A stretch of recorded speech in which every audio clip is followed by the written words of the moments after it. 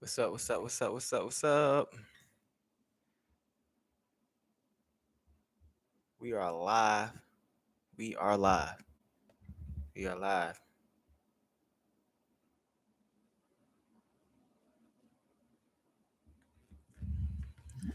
What's going on, people? What's going on? What's going on?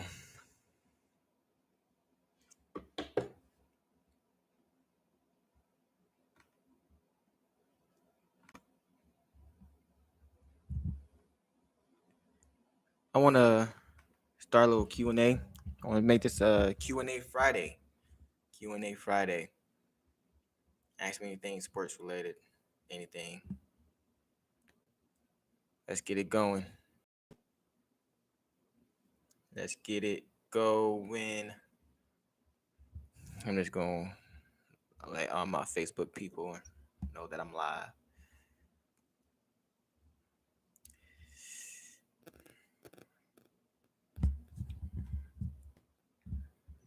How's everybody doing? How's everybody doing?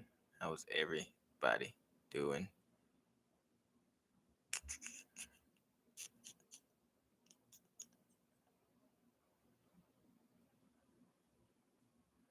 Mm-mm-mm.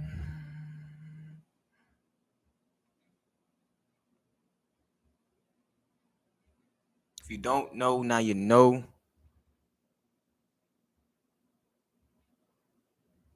If you don't know, now you know. I'm coming for that top spot.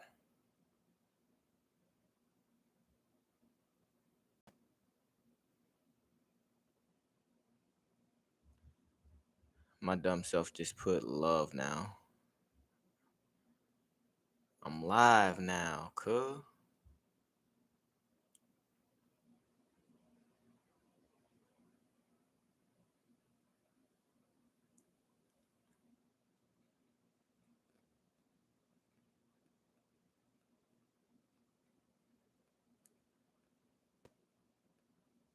On YouTube. All right, let's get this thing going. So breaking freaking news. Breaking freaking news. Kyrie Irving requests a trade from the Brooklyn Nets. Um, what the heck, man? Kyrie, where do Kyrie wants to go? Where do you want to go? I'm hearing the Miami Heat. I'm hearing Phoenix Suns. I'm hearing the Dallas Mavericks. But there's one team in particular that you just can't ignore. And that's the Los Angeles Lakers. I think it's already set in stone that Kyrie is going to be a Laker. Uh, Russ, you had your time, but it's time to go bye-bye. Kyrie Irving will be a Laker. Kyrie Irving will be a Laker. Kyrie Irving will join forces again with LeBron James. The official GOAT after, 68 points he needs? He only needs 68 points? Yeah, it's going to happen, ladies and gentlemen. And be very, very afraid when it does happen. See, let me preface my comments. I am not a Lakers fan. I guess I kind of am. I root for the Lakers because of LeBron. I am a Cleveland Cavaliers fan. Shout out to my boy Donovan Mitchell and Darius Garland and Jared Allen and Evan Mobley and them boys. I am a Cavs fan at heart, and they're doing really good. Doing really good. I think they also need to make a move. They need to get, another. They need to get another like superstar. Um, But I'll go where LeBron goes, man. I go where LeBron James goes. LeBron James was currently with the Lakers, so I'm currently with the Lakers as well. Kyrie Irving will be a Laker. I believe either Ben Simmons or Seth Curry is coming with Kyrie. One of those two is coming with Kyrie. Of course, you have to get rid of Russ, get rid of Pat Bev as well. Fuck them picks. Um, yeah, Kyrie's gonna be a Laker. Mark it. You can. This is. You can write this in a book. You know, Kyrie Irving will be a Laker. And like I said, Kyrie when Kyrie becomes a Laker, the league is on notice. The Western Conference is on notice. You add a Kyrie Irving to a LeBron James playing out of his mind. Out of his mind. LeBron James is playing out of his freaking mind. Year 20, by the way. Year 20. So you got AD, Anthony Davis going berserk when he's in the game. When AD's in the game and he's healthy, AD before he got hurt, AD I think was leading the MVP race. That's how good he was playing. That's how wonderful, phenomenal he was playing. AD, Anthony Davis, aka Street Clothes Davis, was playing like an MVP before he got hurt. If he can stay healthy and not miss so many damn games, and then you bring in a Kyrie, you bring in a Seth Curry with them, you get that shooting. You know, the defense need to get a little bit better. I need Darvin Ham. I don't know. I thought that was his calling card was defense. Apparently not.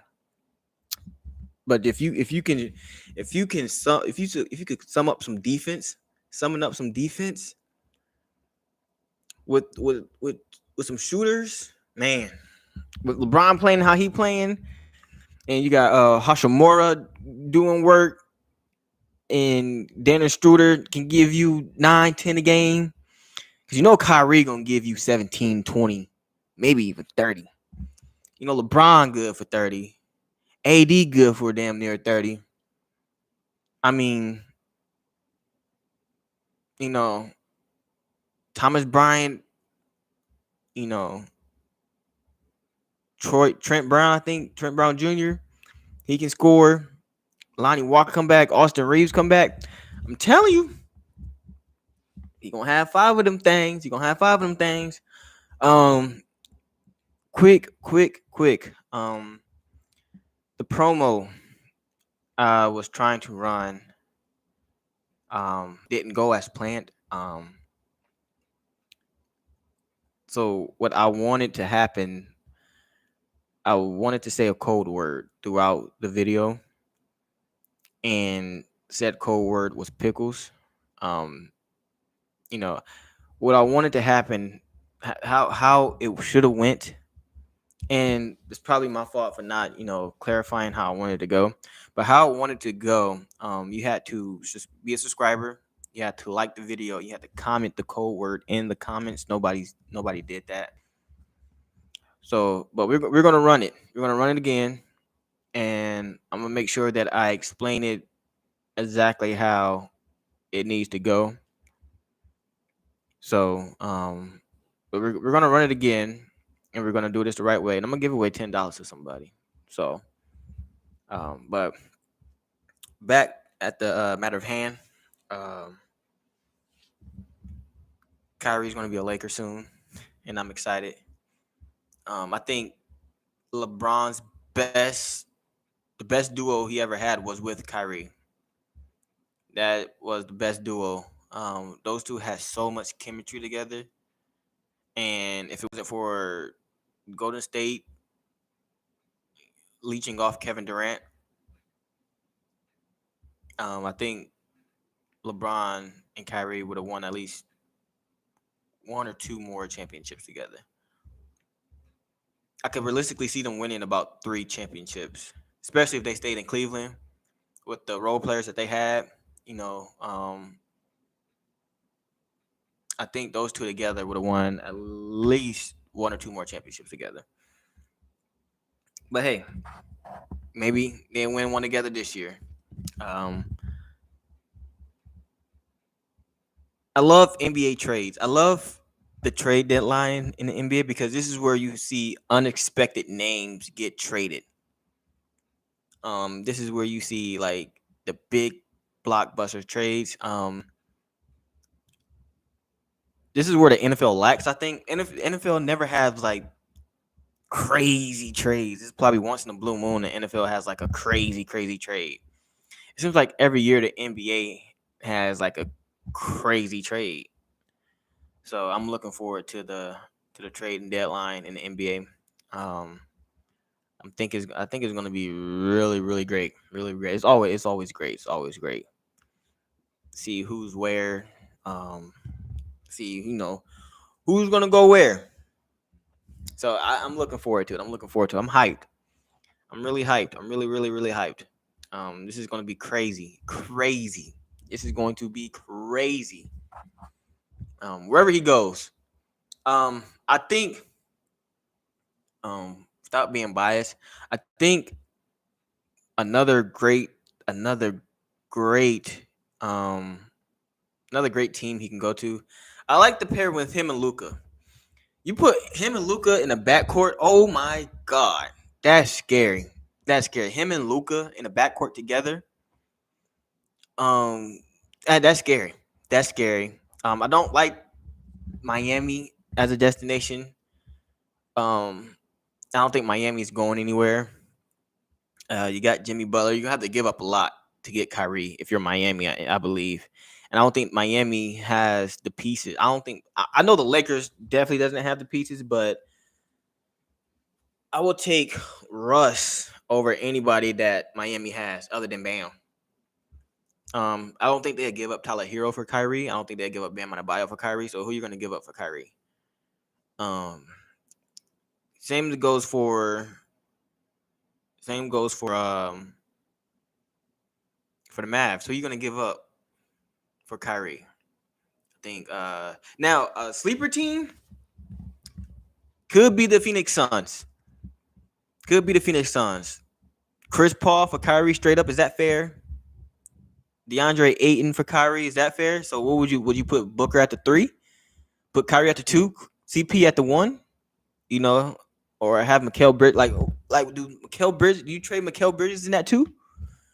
You get rid of Ayton, you know? I mean, so the Phoenix Suns can be a scary team. I've seen the Portland Trailblazers. I don't think that pairing with I don't think Dame and Kyrie is a good pairing. I don't think because they're both really ball dominant, and I just don't see those two working together as a team. I'm not that they can't. I just don't see it. Let me see who. Let me see who else they got Kyrie projecting to go. Um, see any other places Kyrie might go to. Nobody's talking about Milwaukee. What about Kyrie in Milwaukee? You had Kyrie and Giannis together. That's pretty dangerous. I seen the Cavs, but you already have Garland and Mitch, so no. Uh, New York, they got Jalen Bronson, so I mean, put Kyrie at the 2, but isn't RJ at the 2? So I don't see New York. Um, LA Clippers, man. Ooh. If the Clippers, but who would the Clippers give up?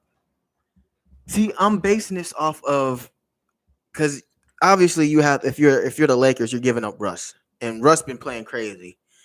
And those two first round picks, maybe Austin Reeves, Pat Bev, one of the young guys. If you're the Clippers, who do you give up? I mean, you don't. Nobody. I mean, you give up. You don't give up Paul George or Kawhi. Zubac maybe. Zubac in the pick maybe. Reggie Jackson in the pick maybe. I don't know. I don't know. Zubac and Reggie in the pick. I don't know. The Clippers is a scary team to look out for, man.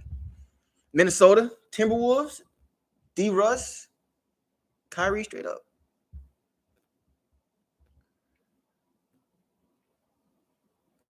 I mean, Pelicans. Pelicans got some assets. Pelican got some assets. Got those picks. Got that first round pick from the Lakers. Can package that with Devontae Graham, Trey Murphy, Kyrie, Zion, and Ingram. Woo! Mm-mm-mm. Okay, sees another one. Shay, I would love to see Shay Gilgeous, Alexander, and Kyrie play together. Ooh, ooh, that's scary. That's a scary one. But we all know it's the Lakers. We all know it's the Lakers. We all know that it is the Los Angeles Lakers. Come on now. Can't be nobody else. Cannot be anybody else but the Lakers. It's gonna happen. It's gonna happen. It's gonna happen. Uh, the how do we feel about the new Pro Bowl format? I liked it. I enjoyed watching it yesterday. The precision passing, the lightning round, whatever that was. The dodgeball. I'm excited for this flag football game. I think the players will be way more excited playing actual flag football because I mean they were already playing it with pads on. So I mean, playing actual flag football, man. I think that would be more competitive. You see more competitiveness out of the players. You see probably more energy out of the players. Because you don't have to like. I mean, you don't have to be fully padded, and you're not wasting energy. You know. So yeah, I mean, I like the format. I'm excited for the flag football game. I like the new format because the Pro Bowl's been dead since forever. Um, the last time I feel like the Pro Bowl was actually lit was probably when Sean Taylor murdered that punter. Um, rest in peace, Sean Taylor, man. I think he was on his way becoming the best NFL player ever. But that's the last time I remember the Pro Bowl really being fun to watch. Um, I'm not interested in watching guys fully padded, giving half-ass effort for 3 hours. That wasn't fun. It wasn't entertaining. It was boring, very, very boring. And I think I went like 5 years without even touching the Pro Bowl. So I like this new format. Um, they need to change the voting because no disrespect, there's no way Tyler Huntley should have ever touched the Pro Bowl. Um, you know, there's just no way. You had guys like Brissett from the Browns that balled out when Deshaun was gone. Justin Herbert, maybe he was hurt. I'm not sure. Um, who else? I think Josh Allen didn't want to participate. Who else we had? Damn. Maybe Tyler, maybe Tyler Huntley should have been in there.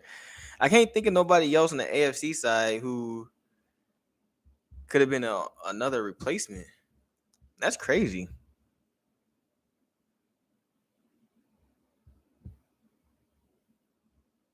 Um, Kenny Pickett. I'll put Kenny Pickett in there. I think Kenny Pickett had a decent year. Wow. Okay. Well, Tyler, congratulations.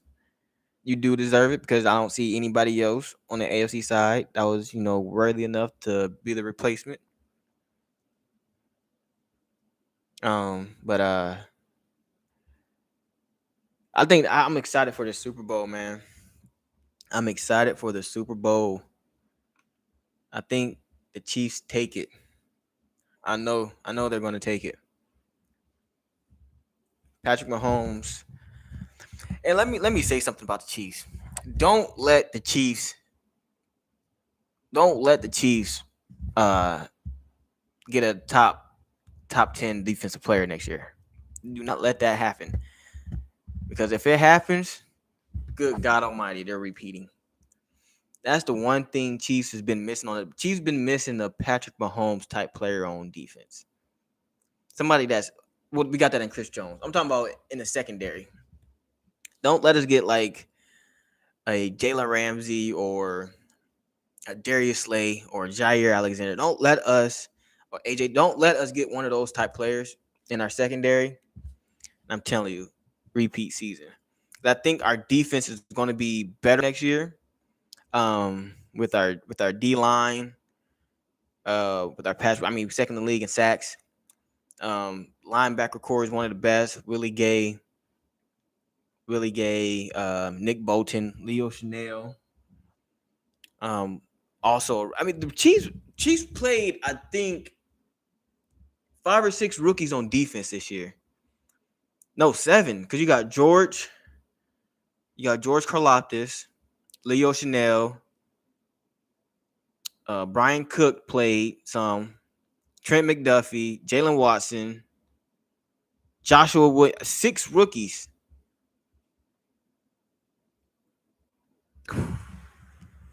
Man, telling you, let the Chiefs have a top 10 defense next year. And then we got who I believe is going to be the best receiver.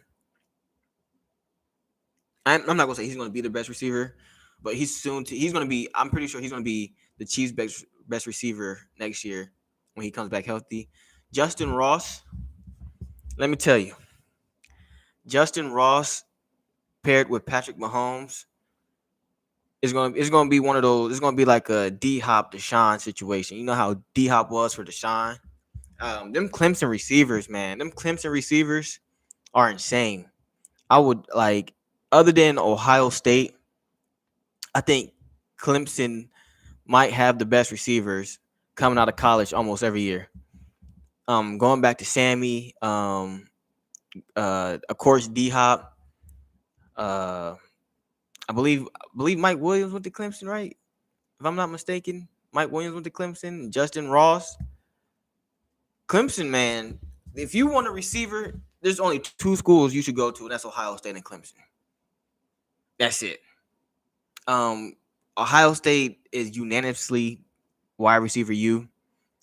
I mean, Jesus, the way that they produce receivers. Shout out to Brian Hartline. Brian Hartline is the best recruiter in America.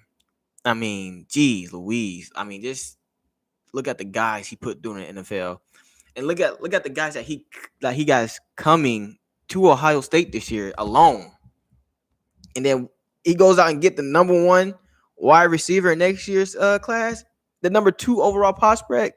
Come on, man. And you got a Marvin Harrison and a Mecca Mbuka and Julian Finley all coming back next year. Oh, Ohio State. Ohio State is going to be dangerous. They're always dangerous, but I think they're going to be extra dangerous next year, especially the receiving core. Ohio State has a lot of things to fix on offense, offensive line. I mean, you got DeJuan Jones leaving, Paris Johnson Jr. leaving. I think Whipner, the center, is leaving. Travion Henderson gonna come back healthy. Um, how much better is Dallas Hayden's going to be?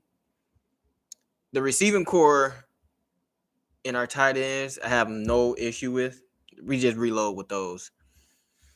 How is Cal McCord going to play? Is the question. I'm assuming he's going to be our starter. I'm assuming Cal McCord is going to be the starter next year. How is he going to play? Um, Defense at the end of the year whiffed hard. Um, you know, I I don't know what the hell happened to our defense last year. Hopefully CJ Hicks can play with Tommy Eichenberg. Hopefully we reload with the defensive line, JT Tuamoliau. Hopefully he's going to be better. Hopefully Jack Sawyer, he gets more playing time. I mean, he's a former 5-star high school player, 5-star coming out of high school. He reminded me a lot of Nick Bosa. And I don't know why. And when he got in the game, he went crazy. But if you pair him with a JT, I think it's just pairings. When the Ohio State defense needs pairing, you pair JT with Jack and CJ with Eichenberg, man. And you shore up that secondary. Ohio State should be, in a national title picture. We should have won a national title this year. I don't want to talk about that. I don't want to talk about that. I still got scars and nightmares about that game, about that missed kick. But college football, man. I think college football. Georgia. Can we talk about Georgia real quick? Jesus. I mean, one of the best recruiting class this year. Got the best recruiting class already going into next year. I mean, they got 10 commitments already. And I think in the top, especially in the top 300, they already got 10 commitments next year. Georgia is taking over Alabama as that dominant team. I think Alabama takes a step back. These are dark times for Alabama because when we look at, I see all the recruits that they have, that they got. They got all the big defensive name recruits. I'm not really worried about Alabama's defense because I mean Alabama's defense has always been top tier. I'm more or less worried about their offense. Who's going to be their running back next year? They have no more Jamar Gibbs. I know they got a 5-star quarterback coming in, taking over for Bryce. But I mean, is he really a Bryce type player? I don't think the guy that coming in for Alabama is going to change the game like Bryce changed the game. We're used to having Alabama having receivers. I don't see any Devontae Smiths, Julio Jones on the receiving core, and they just lost. I think their best receiver to Colorado, if I'm not mistaken. So I don't. They normally have a good tight end as well. Offensive line seem a little shaky. They lost Bill O'Brien, so I don't. Alabama is in dark times, man. We're not used to speaking about Alabama in this manner because they're always so dominant. I feel like Alabama is kind of taking a dip, just how like Clemson took a dip, especially after Trevor left. Clemson to me has always been a great defensive team. Dabo to me has always had the luxury of a generational quarterback. I mean, he had Deshaun, he had Trevor. I think if you don't give Dabo that generational quarterback, you see his flaws. You see how he doesn't motivate his quarterbacks, And you saw that this year with DJ. You saw it especially last year. You saw it this year with DJ. You saw it a little bit with Cade. He thought he could do what he did with Trevor with Cade. Cade is he's not Trevor. Cade is not Trevor. Will Shipley is that guy. Will Shipley, that guy. Of course they're gonna have those receivers that they have. But you can see the flaws. You can see the flaws in Clemson. I think we're starting to see the flaws in Alabama. I think we're starting to see the flaws, especially now that Bryce is gone. They don't have a dominant offense like they used to. I mean, of course, they had beat on Austin P. They had beat on those teams like that. Um, I just don't see the dominance in Alabama, especially in the offense. I just don't see the dominance that they once had. Maybe Nick Saban is not, is getting a little soft maybe. I mean, he's about 105 years old and he's still coaching. Um, so I mean, I just don't see the dominance in Alabama. But I do see the dominance in Georgia, and Georgia is going to be that next Kirby Smart. First of all, I didn't know Kirby Smart was there for that. I think he's been there for like 6-7 years. I ain't know Kirby was there for that long. But what a job he's doing over in Georgia, man.